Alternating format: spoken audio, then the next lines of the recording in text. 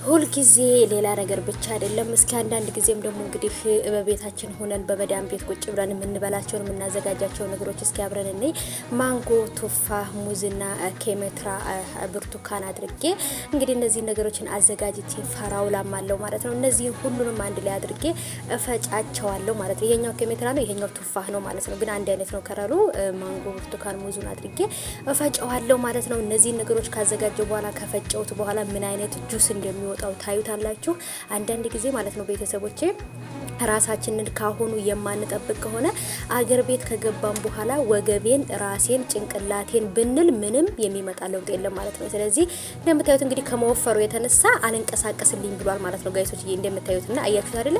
ጭራሽ አልንቀሳቀስልኝ ብሎ እንደገና አስተካክዬ ነበር የመጣሁት። በጣም ወፍራም ነው። ብርጭቆ ላይ ራሱ ስቀዳው ማየት ትችላላችሁ ማለት ነው። እንግዲህ እጅግ በጣም ነው የሚያምረው፣ ደስ የሚለው ማለት ነው ውዶቼ።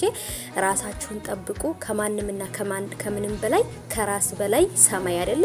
ራሳችሁን ጠብቁ። መዳም ምንም ቢሆን 24 ሰዓት ሲሰሩላት ብትውሉ ብታድሩ ወላሂ መቼም ቢሆን ጥሩ ነገር ሰርታልኛለች ሰራተኛ ጥሩ ናት ብላ አትልም።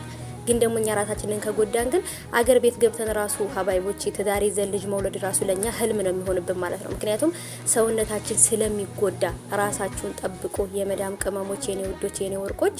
ከምንም በላይ ለራሳችሁ ጊዜ ለራሳችሁ ቦታ ስጡት ማለት ነው እውነት ለመናገርና ስራ መስራትም ያስከብራል። ግን ደግሞ ከስራ ጎን ለጎን ደግሞ ለራሳችንም ጊዜ ሊኖረን ይገባል። ሰላማችሁ ይብዛል ባላችሁበት።